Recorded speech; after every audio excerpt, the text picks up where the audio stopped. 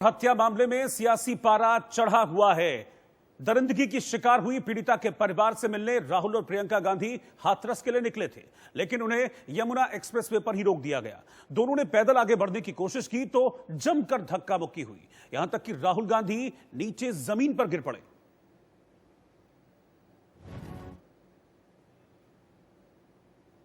लेकिन इससे पहले यमुना एक्सप्रेसवे पर जमकर हंगामा हुआ। एक तरफ कांग्रेस कार्यकर्ताओं के साथ राहुल गांधी पैदल ही आगे बढ़ने की कोशिश कर रहे थे, दूसरी ओर पुलिस उन्हें रोकने की कोशिश कर रही थी। इस दौरान राहुल गांधी से पुलिस वालों ने धक्का मुक्की की और राहुल जमीन पर गिर पड़े। बताया जा रहा है कि गिरने से राहुल गांधी को चोट आई। हालांकि कांग्रेस का दावा है कि उन पर डंडे भी चलाए गए। राहुल गांधी जी और प्रियंका गांधी जी केवल अकेले पैदल जाना चाहते हैं। वो कहते हैं हाईवे पर नहीं तो हम लिंक रोड पर दोनों पैदल जाएंगे। 5 लोगों में 144 का उल्लंघन होता है, 2 में तो नहीं। तो इतना क्यों डर रहे हैं आदित्यनाथ? राहुल और प्रियंका गांधी के हाथरस जाने की खबर से यूपी में प्रशासन और पुलिस दोनों पहले से सतर्क थे।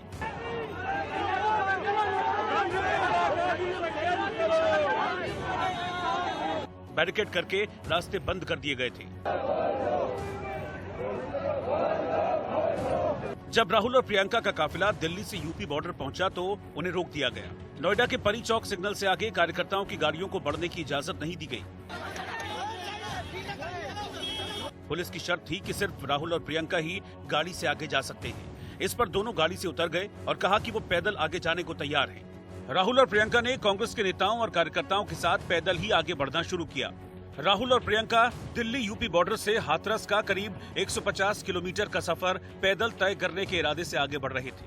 अगर आपको जाने नहीं दिया गया तो आप क्या करेंगे? नहीं, हम तो पैदल जा रहे हैं। पैदल जाने से हाथरस। लेकिन यमुना एक्सप्रेसवे पर मुश्किल से 10 किलोमीटर ही उनका काफिला आगे बढ़ा होगा कि पुलिस ने पूरी तैयारी के साथ उन्हें रोक लिया और फिर जमकर हंगामा हुआ।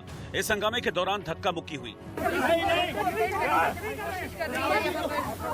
इसके बाद भी जब राहुल और प्रियंका गांधी पीछे जाने को तैयार नहीं हुए तो उन्हें पुलिस ने हिरासत में ले लिया। लेकिन ऑर्डर ये कहता है कि कोई भी ऐसी चीज जिससे लॉ एंड ऑर्डर बिगड़ सकता है उसको मंजूरी ना दी जाए। तो वो इतनी बड़ी पब्लिक हस्ती है, अगर वो अकेले भी जाते हैं वो लॉ एंड ऑर्डर को थ्रेटन कर सकता है। उस ऑर्डर के तहत हम उनसे निवेदन कर रहे हैं कि वो वापस तो मैम अभी पुलिस का आगे क्या कार्रवाई होगा? हम अरेंज कर रहे हैं व्हीकल्स ताकि ये सब लोग जो यहाँ हैं ये शांतिपूर्वक वापस जा सके। सिर्फ राहुल और प्रियंका को ही हिरासत में नहीं लिया गया, बल्कि कांग्रेस के बड़े नेताओं को भी हिरासत में लेकर वहां से हटाया गया। लेकिन इस दौरान भी कार्यकर्ताओं ने जमकर हंगामा किया। कार्यकर्ता गाड़ी की छत पर चढ़ गए और फिर पुलिस को लाठीचार्ज करना पड़ा। मैं अकेला शांति से खड़ा हूँ, मैं अकेला जाना चाहता हूँ। 144 कहता है पब्लिक असेंबली, मैं पब्लिक असेंबली नहीं करना चाहता हूँ। मैं अकेला पैदल यहाँ से हाथरस जाना चाहता हूँ। किस बेसिस पे आप मुझे गिरफ्तार कर रहे हैं ये मुझे बता दीजिए। किस धारा? एक सेकंड, किस धारा में आप मुझे अरेस्ट कर रहे हैं? मैं अकेला जाना चाहता हूँ। यूपी प्रशासन की ओर से दलील दी गई कि हाथरस में कोरोना वायरस की वजह से धारा 144 लागू है, इसलिए वहां बड़ी संख्या में लोगों को जमा होने पर रोक है। वहीं राहुल और प्रियंका के हाथरस जाने की कोशिश को बीजेपी ने पर्यटन पॉलिटिक्स करार दिया। जो एक्सप्रेसवे पे चल रहा है वो फोटो ऑप ही हो रहा है, न ही कोई सहानुभूति या संवेदनशीलता उनकी तरफ से या प्रियंका गांधी जी की तरफ से दिख रही है। जो अभी कहा जा रहा है कांग्रेस की तरफ से, तो ये आप लोग स्वयं देखेंगे फुटेज में कि किसने गिराया या कौन स्वयं गिर रहा है। लेकिन जो तस्वीर यमुना एक्सप्रेसवे पर सामने आई उसे देखते हुए साफ है कि हाथरस मामले को लेकर सियासी घमासान अभी और तेज होगा। राहुल और प्रियंका गांधी को यमुना एक्सप्रेसवे के पास से गेस्ट हाउस ले जाया गया था और बाद में उनको वहां से जाने दिया गया। लेकिन इस बीच उनको और कांग्रेस कार्यकर्ताओं को हाथरस जाने से रोके जाने पर सियासी पारा चढ़ गया। राहुल के साथ प्रियंका बेशक हाथरस नहीं पहुंच पाई, लेकिन सरकार पर निशाना साधने का ये मौका उन्होंने बिल्कुल भी नहीं गंवाया। बीजेपी की सरकार आने के बाद भी यूपी में कहीं ना कहीं लॉ एंड ऑर्डर का बहुत सिचुएशन है, खराब ही चल रहा है। जबकि योगी आदित्यनाथ ये कहते हैं कि उनकी सरकार पुलिस की सरकार है, तो उस पर आप क्या कहेंगे? देखिए, आप सबको मालूम है, आप खुद कह रहे हैं कितने अपराध हो रहे हैं। कभी किसी जाति पे होते हैं। आपने देखा है कि ऐसे कई कांड हुए जिसमें कई लोगों का टारगेट किया गया है। उसके अलावा इस तरह के कांड हो रहे हैं और सरकार की कोई कार्रवाई नहीं है। सरकार कुछ नहीं कर रही है। आप इसी हादसे में देखिए 14 तारीख को ये हादसा हुआ, सरकार कुछ नहीं करती है। 15 दिन बाद जब लड़की की मृत्यु हो जाती है तब सरकार जागती है, और वो भी कहते हैं कि मोदी जी का फोन आया तब जागे। भाई मुख्यमंत्री हैं आप किसका इंतजार कर रहे हैं कि प्रधानमंत्री आपको फोन करेंगे? नमस्कार, कैसे हैं? मैम बस इतना बताइए, अगर आपको जाने नहीं दिया जाता बिकॉज देयर इज सेक्शन 144 जी, तो आप क्या करेंगे ma'am? What is the plan of action? धरना करेंगे क्या आप यूपी के हैं, दिल्ली के हैं? आप दिल्ली के हैं, यूपी के हैं? दिल्ली में मैम। तो शायद आपको मालूम नहीं होगा कि यूपी में 144 जब इनको लगता है कि कोई प्रदर्शन करने वाला है या कुछ कहने वाला है इनके खिलाफ, एकदम 144 लग जाता है। इसमें कोई नई बात नहीं है और ना इससे हम घबराते हैं, हम अपना काम करते रहेंगे। Thank you. इधर शाम के वक्त दिल्ली में इंडिया गेट पर कांग्रेस कार्यकर्ताओं ने जबरदस्त प्रदर्शन किया और हाथरस गैंगरेप मामले पर यूपी सरकार की कानून व्यवस्था पर सवाल खड़े किए। दरअसल उत्तर प्रदेश के हाथरस में गैंगरेप की शिकार पीड़ित लड़की की मौत हो गई, जिसको लेकर देश भर में आक्रोश है। घटना के विरोध में और दोषियों को कड़ी सजा दिलाने के लिए कांग्रेस की ओर से इंडिया गेट पर मशाल जुलूस निकाला गया और प्रदर्शन किया गया। इस दौरान पीड़िता के लिए न्याय की मांग की गई। हालांकि इस बीच दिल्ली पुलिस की महिला प्रदर्शनकारियों से झड़प हो गई, जिसके बाद पुलिस ने उन्हें हिरासत में लिया और बसों में भरकर वहां से हटाया गया। वहीं दूसरी तरफ कुछ कार्यकर्ता योगी मोदी सरकार के खिलाफ नारेबाजी कर रहे थे, पीड़िता के लिए इंसाफ की मांग कर रहे थे, जिन्हें पुलिस ने समझाने की कोशिश की और बैरिकेड लगाकर इन लोगों को रोकना चाहा। लेकिन प्रदर्शनकारी बैरिकेड के ऊपर चढ़कर मोदी योगी के खिलाफ नारेबाजी करने लगे और दावा किया कि यूपी में जंगल राज है और वहां बेटियां सुरक्षित नहीं हैं। बेचारी जो जिसको 2:30 बजे लोकतंत्र की हत्या करके जलाया जाता है, हिंदू धर्म में 2:30 बजे क्या, दिन ढलने के बाद कभी भी दाह संस्कार नहीं होता है। ये जबरन लोकतंत्र की हत्या की गई है। यूपी पुलिस ने जो नरेंद्र मोदी और योगी के इशारे पे जो नाचा है पुलिस वहाँ, ये आज इस देश का सबसे बड़ा काला दिवस है। इस डेमोक्रेसी को खत्म करना चाह रहे हैं। 100% इस गुंगे बेरे निकम्मे सरकार को बेटी बचाओ बेटी पढ़ाओ का बात करते हैं अपने। हाँ, बेटी के साथ रेप इंडिया हो गया इस देश में। अब इतने बड़ा आस्था हुआ उस लड़की के साथ, उसको बोलने के लिए एक शब्द नहीं है। आप प्रधानमंत्री नहीं है, योगी और नरेंद्र मोदी इस्तीफा देके जाना है। खबर के मुताबिक प्रशासन ने हाथरस के इलाके में जबरदस्त किलेबंदी की हुई है, यहां तक कि मीडिया को भी वहां से दूर रखने की पूरी कोशिश की जा रही है। इस बीच हाथरस के डीएम प्रवीण कुमार का एक वीडियो इंडिया न्यूज के हाथ लगा है और इस वीडियो में वो खुलेआम पीड़िता के परिवार को धमकी देते हुए नजर आए। तो मीडिया वाले मैं आपको बता दूं, आज अभी आधे चले गए, कल सुबह तक आधे और निकल जाएंगे, 2-4 बजेंगे कल शाम, तो हम ही आपके साथ खड़े। अब आपकी इच्छा, आपको बार बार बयान बदलना नहीं बदलना है, अभी हम भी बदल जाए कि नहीं। इधर हैवानियत की शिकार होकर दम तोड़ने वाली हाथरस की दलित लड़की की पोस्टमार्टम रिपोर्ट सामने आई है। चौंकाने वाली बात यह है कि इस रिपोर्ट में लड़की के रेप की पुष्टि नहीं हुई है, लिहाजा जाहिर है कि इसका सीधा फायदा आरोपियों को होगा। क्योंकि दिल्ली के सफदरजंग अस्पताल के 3 डॉक्टरों के पैनल की ऑटोप्सी रिपोर्ट में दावा किया गया है कि लड़की के साथ दुष्कर्म नहीं हुआ है। उसके प्राइवेट पार्ट में जो लक्षण हैं, वो नॉर्मल दिनों के हैं, यानी रेप की पुष्टि नहीं हुई है। हालांकि गर्दन पर चोट के निशान मिले हैं, जो कि गला दबाने के हैं, लिहाजा मौत की वजह गले की हड्डी टूटना बताया गया है। हालांकि मौत के कारणों का पता लगाने के लिए विसरा सुरक्षित रख लिया गया है। इससे पहले लड़की की मेडिकल जांच अलीगढ़ के जेएन मेडिकल कॉलेज में हुई थी, उसमें भी दुष्कर्म की पुष्टि नहीं की गई थी, जिसके बाद कमोबेश वही रिपोर्ट अब दिल्ली के सफदरजंग अस्पताल के डॉक्टरों ने दी है। उधर हाथरस प्रशासन का कहना है कि रिपोर्ट में बलात्कार किए जाने की पुष्टि नहीं हुई है, लेकिन वो फॉरेंसिक रिपोर्ट का इंतजार कर रहे हैं, जिससे तस्वीर और साफ हो जाए कि रेप हुआ है या नहीं। अभी के हिसाब से डॉक्टरों ने यही कहा है कि बलात्कार की पुष्टि वो नहीं कर रहे हैं।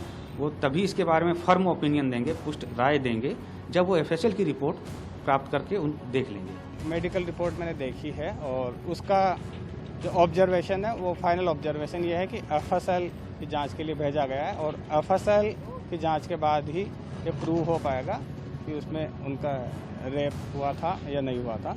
हालांकि हाथरस कांड की पीड़िता की पोस्टमार्टम रिपोर्ट से परिजन सन्न हैं और लगातार आरोपियों को फांसी दिए जाने की मांग कर रहे हैं। अब तक जो जांच प्रक्रिया चल रही है, जो गिरफ्तारी हुई, क्या आप उससे संतुष्ट नहीं हैं? नहीं संतुष्ट हैं। जब तक फांसी नहीं लगेगी और न्याय नहीं मिलेगा उत्तर प्रदेश सरकार से, तो आपको स्थानीय पुलिस प्रशासन पर क्या भरोसा नहीं है? नहीं भरोसा है। दरअसल हाथरस के चंदपा इलाके के एक गांव में 14 सितंबर को 4 लोगों पर 19 साल की लड़की से गैंगरेप का आरोप लगा है। आरोपियों ने लड़की की रीढ़ की हड्डी तोड़ दी और उसकी जीभ भी काट दी थी।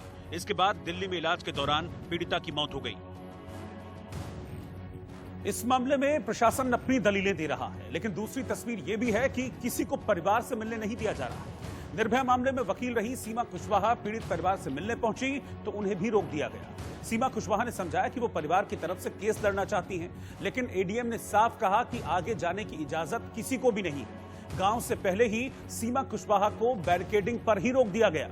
इस बीच सीमा कुशवाहा और एडीएम के बीच तीखी बहस हुई और झड़प तक की नौबत आ गई, लेकिन नतीजा ढाक के 3 पात रहा। सीमा कुशवाहा पीड़ित परिवार से नहीं मिल पाई। से बात करिए।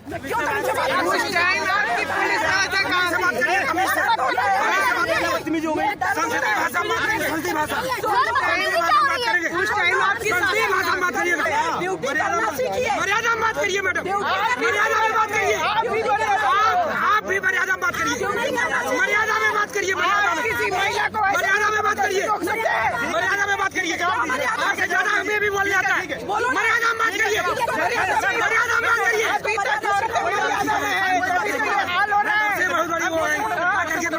बात करेंगे हम सही बात करेंगे। क्यों क्यों क्यों क्यों क्यों क्या बात है?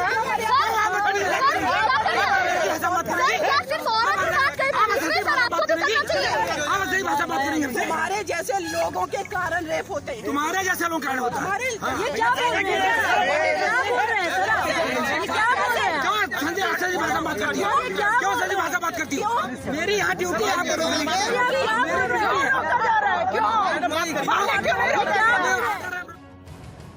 और इसी बीच उत्तर प्रदेश के बलरामपुर में भी दलित लड़की के साथ हैवानियत की गई। वहां 22 साल की दलित छात्रा के साथ गैंगरेप के बाद उसकी कमर और दोनों पैर तोड़ दिए गए। इसके बाद छात्रा को रिक्शे में बिठाकर घर भेज दिया गया, जहां कुछ देर बाद उसकी मौत हो गई। जिसके बाद इस परिवार में मातम पसर गया और गैंगरेप का शिकार छात्रा की मां अपनी बेटी के साथ हुई इस हैवानियत को सोच सोचकर फफक पड़ी। परिजनों का आरोप है कि 22 साल की छात्रा 29 सितंबर की सुबह बीकॉम में एडमिशन कराने घर से निकली थी, लेकिन घर वापस नहीं लौटी। हालांकि शाम 7 बजे पीड़ित लड़की खुद एक रिक्शे से घर पहुंची, लेकिन वो बुरी तरह से जख्मी थी और दर्द से कराह रही थी। आरोप है कि विमला विक्रम कॉलेज में एडमिशन करवाकर लौट रही उनकी बेटी का 5 से 6 लड़कों ने अपहरण किया और गैंगरेप की वारदात को अंजाम दिया। हालांकि गांव के 2 डॉक्टरों को दिखाने के बाद परिजन अच्छे अस्पताल में इलाज करवाने के लिए निकले ही थे कि छात्रा की मौत हो गई। मृतक छात्रा की मां का आरोप है कि उनकी बेटी को इंजेक्शन लगाकर हैवानियत की वारदात को अंजाम देने के बाद कमर और दोनों टांगे तोड़ दी गईं। हाथ में इंजेक्शन लगाए, उसको ले गए, उसके अपने रूम पे ले गए, उसके साथ रेप किए हमारे बच्चे का पैर तोड़ दिए, कमर तोड़ दिए। मैं लगा ये मम्मी हम मर जाएंगे, हमारे पेट में बहुत जलन होती है। वो सिर्फ इतना कह रही थी कि पापा मैं मर जाऊंगी, मेरे पेट में बहुत दर्द हो रहा है था कि उसके साथ रेप हुआ है और कोई बेहोशी वाला नशा दिया गया उसको। मामला बढ़ने पर पुलिस ने 2 आरोपियों को गिरफ्तार करने का दावा किया और पूरे मामले की जांच की बात कही। गिरफ्तार आरोपियों के नाम शाहिद और साहिल हैं। आरोप है कि दोनों बहला फुसलाकर दलित लड़की को अपने साथ ले गए और गैंगरेप किया। परिजन उन तहरीर में अपनी 2 लड़कों को नामजद किया है और उनको बताया, उनके बारे में कहा है कि इन लड़कों ने किसी डॉक्टर के पास ले जाकर के हमारी लड़की का इलाज कराया और लड़की के साथ हमारे बलात्कार किया और लड़की की जब हालत खराब हुई है तो उसको उन लोगों ने हॉस्पिटल ना ले जाकर के उन्होंने घर पर वापस भेज दिया। तो इस प्रकरण में पुलिस ने तुरंत कार्रवाई करते हुए जो नामजद अभियुक्त हैं इनको गिरफ्तार कर लिया है और पुलिस इसमें आगे छानबीन करके जो भी दोषी पाए जाएंगे उनको गिरफ्तार करेगी। बताया जा रहा है कि जब छात्रा घर पहुंची तो कीचड़ से लथपथ थी और उसके हाथ में ग्लूकोज चढ़ाने वाला वीगो लगा था। परिजनों ने जब गांव में पता करने की कोशिश की तो जानकारी मिली कि गांव के ही एक डॉक्टर को गांव के ही एक लड़के ने एक घर में लड़की के इलाज के लिए बुलाया था। उधर पोस्टमार्टम हाउस में करीब 6 घंटे तक लड़की का पोस्टमार्टम 4 डॉक्टर्स के पैनल ने किया और शव परिजनों को सौंप दिया गया, जिसके बाद उसका अंतिम संस्कार कर दिया गया। हाथरस को लेकर कांग्रेस योगी सरकार पर हमलावर है, लेकिन इस बीच सवाल ये उठा कि राहुल और प्रियंका गांधी राजस्थान के बारां में हुए गैंगरेप पर खामोश क्यों हैं? बारां में 2 नाबालिग लड़कियों से गैंगरेप का मामला सामने आया है। आरोप यह भी है कि पुलिस ने इस मामले को दबाने की कोशिश की, लेकिन दोनों नाबालिग लड़कियों और परिवार ने अब खुलकर आरोप लगाया है कि पुलिस ने उनकी मदद नहीं की। जो मेरे साथ दुर्घटना कोई वो किसी के साथ नहीं होना चाहिए। नहीं पुलिस ने कुछ कार्रवाई नहीं करी, हमारे साथ धोखा किया है। महिला थाना की पुलिस ने धोखा किया है हमारे साथ, कोई कार्रवाई नहीं की।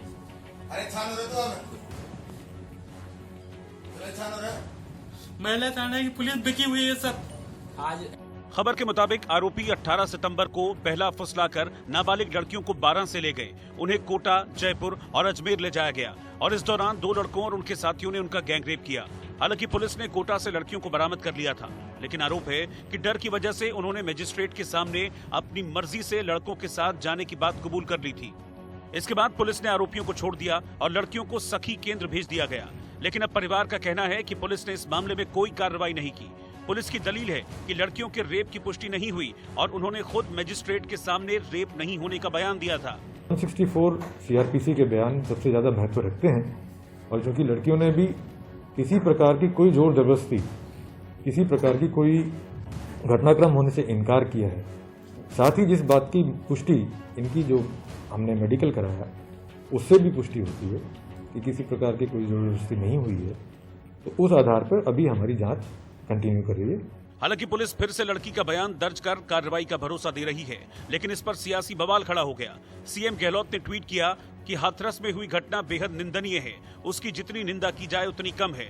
लेकिन दुर्भाग्य से राजस्थान के बारां में हुई घटना को हाथरस की घटना से कंपेयर किया जा रहा है, जबकि बारां में बालिकाओं ने खुद मजिस्ट्रेट के समक्ष दिए 164 के बयानों में अपने साथ ज्यादती नहीं होने एवं स्वयं की मर्जी से लड़कों के साथ घूमने जाने की बात कही। घटना होना एक बात है और कार्रवाई होना दूसरी। घटना हुई तो कार्रवाई भी तत्काल हुई। इस केस को मीडिया का एक वर्ग और विपक्ष हाथरस जैसी विभत्स घटना से कंपेयर करके प्रदेश और देश की जनता को गुमराह करने का काम कर रहे हैं।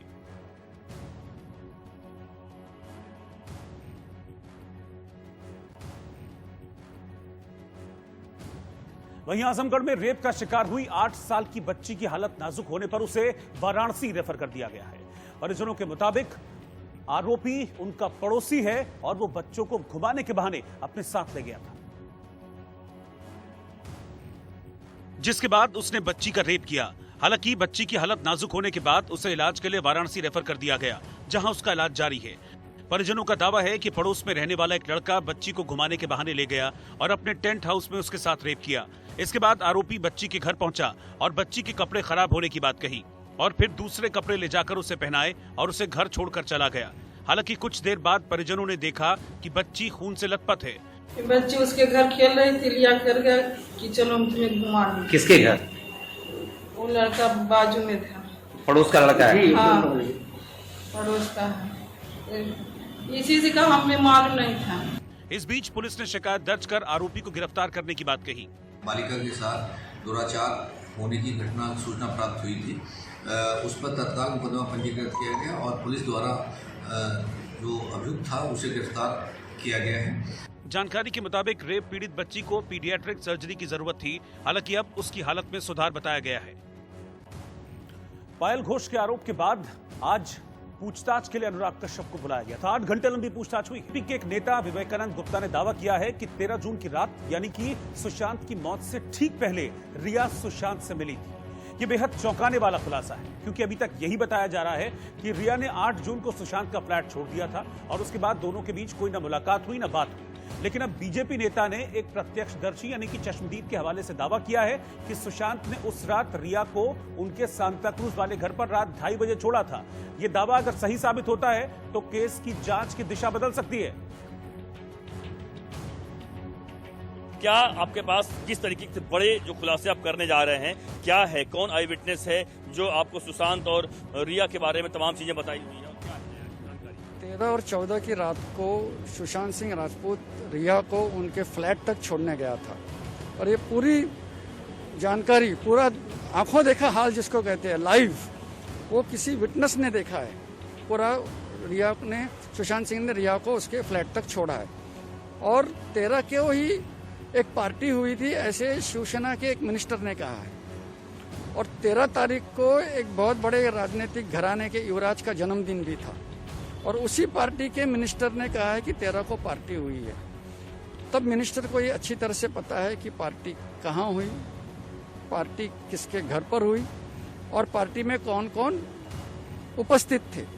और शायद उसी पार्टी खत्म होने के बाद सुशांत सिंह राजपूत रिया को उसके घर छोड़ने गया था। तो ये पूरी जानकारी जो पब्लिक में है, सिर्फ उस विटनेस को छोड़ के, क्योंकि विटनेस प्रोटेक्टेड होना चाहिए, उस जब भी सीबीआई बुलाएगी उसकी हम उसको ये दे देंगे। सुशांत मामले में एक और बड़ी खबर है। सूत्रों के मुताबिक आपको बता दें कि सीबीआई इस केस में 302 यानी कि हत्या की धारा जोड़ने पर विचार कर रही है। सुशांत की जो विसरा रिपोर्ट एम्स की टीम ने सीबीआई को दी है, उसमें हत्या के एंगल को खारिज नहीं किया गया है। इसके बाद सीबीआई दूसरे चरण की जांच में सुशांत के दोस्तों को एक बार फिर से पूछताछ के लिए बुला सकती है। सूत्रों के मुताबिक खबर यह भी है कि सिद्धार्थ पिठानी और कुक नीरज सीबीआई के गवाह यानी कि अप्रूवर बन सकते हैं। ये दोनों उस 14 जून को सुशांत के फ्लैट पर मौजूद थे जिस दिन सुशांत की मौत हुई थी। सुशांत केस की गुत्थी सुलझाने और गुनहगारों को सजा देने की मांग करते हुए उनके दोस्तों ने दिल्ली में प्रदर्शन किया। इंसाफ की मांग करने के लिए अंकित आचार्य और गणेश दिल्ली पहुंचे। कई दोस्तों के साथ मिलकर पैदल मार्च निकालने की उन्होंने कोशिश की, हालांकि इंडिया गेट पर उन्हें बैठने नहीं दिया गया। इसके बाद उन्होंने जंतर मंतर का रुख किया, लेकिन बाद में वहां से भी पुलिस ने नियम के तहत इन दोनों को हटा दिया। सीबीआई जांच अभी जा रही है, ये जांच ही नहीं जा रही। तो मुझे ऐसा लगता है कि ये एक राजनीतिक खेल चल रहा है। अभी मुंबई पुलिस तो बिल्कुल चोर है, हमारी सरकार चोर है। हम वहाँ पे शांतिपूर्ण अनशन पे बैठ जाएंगे। अगर ये हमें जंतर मंतर छोड़ देंगे, हम जंतर मंतर पे भूख हड़ताल बैठ जाएंगे आज से। वरिष्ठ वकील प्रशांत भूषण ने अवमानना केस में जुर्माना लगाए जाने को चुनौती दी है। वरिष्ठ वकील प्रशांत भूषण ने सुप्रीम कोर्ट में याचिका दायर कर कोर्ट अवमानना मामले में सुनाए गए सुप्रीम कोर्ट के फैसले पर समीक्षा की मांग की। इसके साथ ही उन्होंने ₹1 का जुर्माना लगाने के निर्णय की समीक्षा की भी मांग की है। राजस्थान में बीकानेर जिले के खाजूवाला में सड़क हादसे में एक एसएचओ और एक कांस्टेबल समेत 3 लोगों की मौत हो गई। बीचवाल थाना इलाके में कार के ट्रेलर से टकरा जाने से हादसा हुआ। राजस्थान की बूंदी में हाथरस गैंगरेप पीड़िता की मौत के बाद भीम आर्मी ने कलेक्ट्रेट पर प्रदर्शन किया।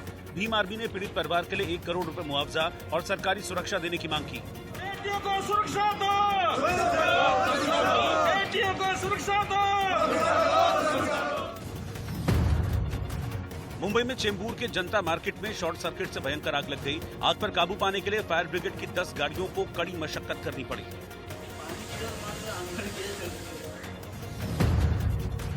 बिहार की राजधानी पटना में बीजेपी के स्थानीय नेता राजेश कुमार झा उर्फ राजू बाबा की हत्या कर दी गई।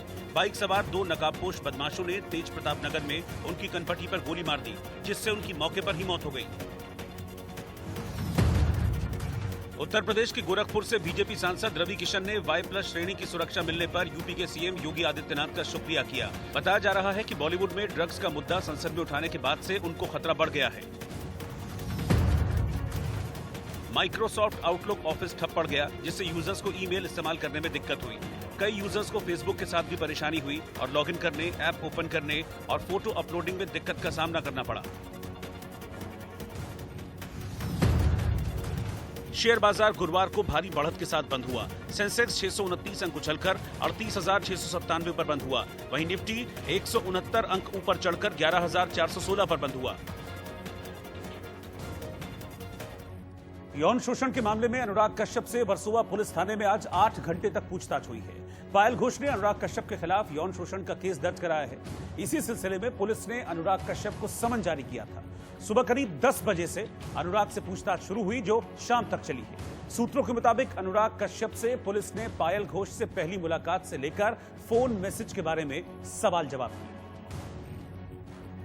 बताना चाहेंगे कि एक्ट्रेस पायल घोष ने यौन उत्पीड़न का आरोप लगाया था अनुराग कश्यप पर, जिसको लेकर वर्सोवा पुलिस स्टेशन में ही उन्होंने एफआईआर दर्ज की थी और फिलहाल मुंबई पुलिस द्वारा कल उन्हें समन जारी किया था जिसको, और अब अनुराग को कई सारे सवालों के जवाब देने होंगे कि क्या वो पहले से ही जानते थे पायल घोष को। इसके अलावा पायल घोष को मेडिकल के लिए वर्सोवा पुलिस स्टेशन ने कुपर हॉस्पिटल भी लेकर आई थी पायल अनुराग के खिलाफ में।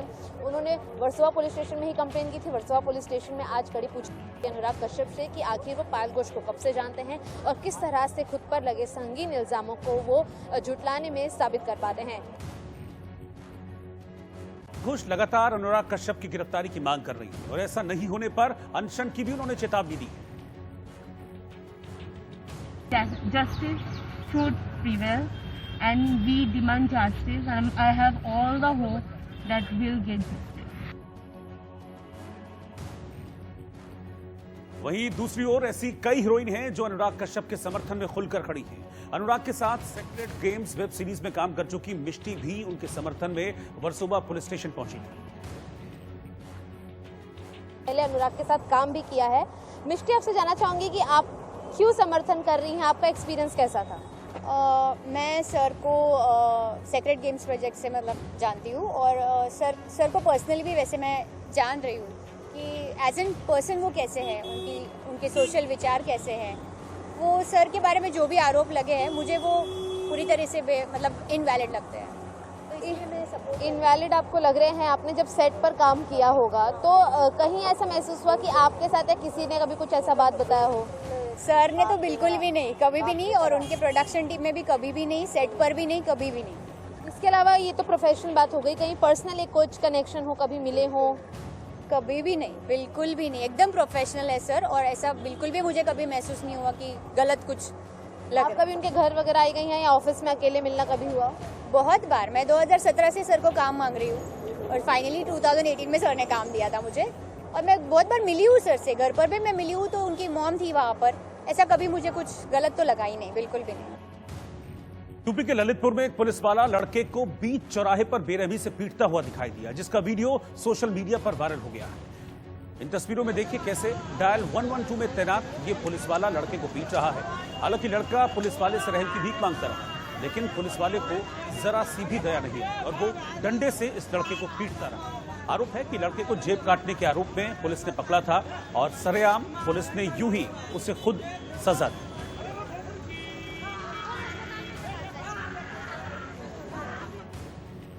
उत्तर प्रदेश के वाराणसी में रेप की घटनाओं के खिलाफ प्रदर्शन किया गया।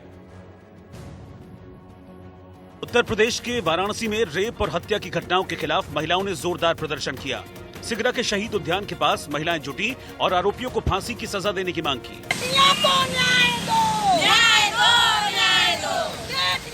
सुरक्षा दो, सुरक्षा दो, सुरक्षा दो, बेटियों को न्याय दो, न्याय दो, न्याय दो। हरियाणा के कैथल में हाथरस में हुई दरिंदगी के विरोध में दलित समाज के लोगों ने जोरदार प्रदर्शन किया। इस दौरान कुछ लोगों ने पुलिस पर पत्थर भी फेंके। लोगों ने आरोपियों को फांसी देने की मांग की।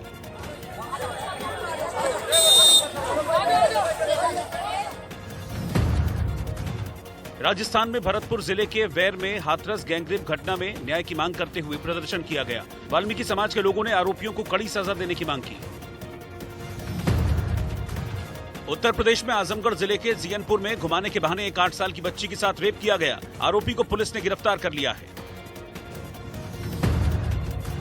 राजस्थान में सिरोही के अनादरा थाना इलाके में 6 साल की बच्ची के रेप और हत्या के आरोपी की अब तक गिरफ्तारी नहीं हो पाई है। इससे ग्रामीणों में भारी आक्रोश देखा जा रहा है।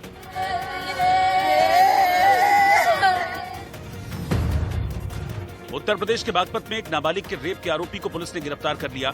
आरोपी पीड़ित को ब्लैकमेल कर रहा था, जिससे परेशान होकर नाबालिग ने जहर खाकर खुदकुशी की कोशिश की। सुप्रीम कोर्ट ने मजदूरों के संबंध में गुजरात सरकार की अधिसूचना को रद्द कर दिया। कोर्ट ने 19 अप्रैल से लेकर 20 जुलाई तक के ओवरटाइम का भुगतान करने का आदेश दिया।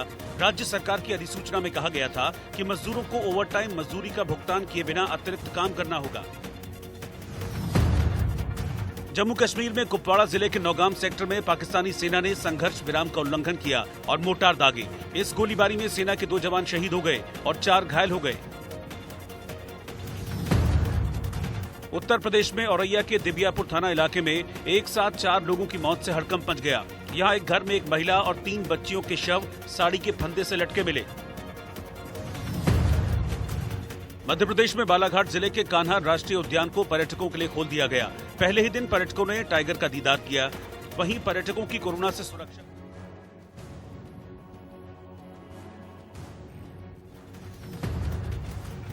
उत्तराखंड की मसूरी को पर्यटकों के लिए खोल दिया गया है। शहर के 80% होटल एडवांस में बुक हो गए हैं, जिससे कारोबारी खुश हैं।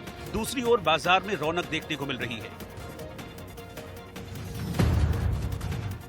मध्य प्रदेश में उमरिया के बांधवगढ़ टाइगर रिजर्व को पर्यटकों के लिए खोल दिया गया है। पार्क के डायरेक्टर ने हरी झंडी दिखाकर सैलानियों को पार्क में प्रवेश का शुभारंभ किया। साथ ही कोरोना से बचाव के इंतजाम भी किए गए हैं। सितंबर में जीएसटी संग्रह 95,480 करोड़ रुपए रहा, जबकि इससे पहले अगस्त में इसमें 1% की कमी आई थी। सितंबर 2019 के मुकाबले इस साल रेवेन्यू में 4% का उछाल आया है।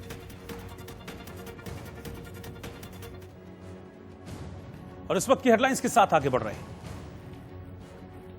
आप अपनी हाथरस के डीएम प्रवीण कुमार की पीड़ित परिवार को खुली धमकी। बोले आज मीडिया वाले हैं, कल चले जाएंगे, फिर हम ही काम आएंगे। आप सोच लें बयान बदलना है या नहीं।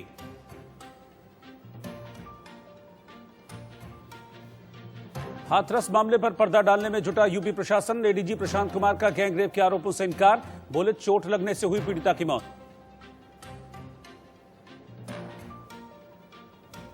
हाथरस जा रहे राहुल और प्रियंका को प्रशासन ने नहीं दी इजाजत। विवाद के बाद दिल्ली लौटे राहुल प्रियंका, कहा घमंडी सत्ता के खिलाफ संघर्ष जारी रहेगा।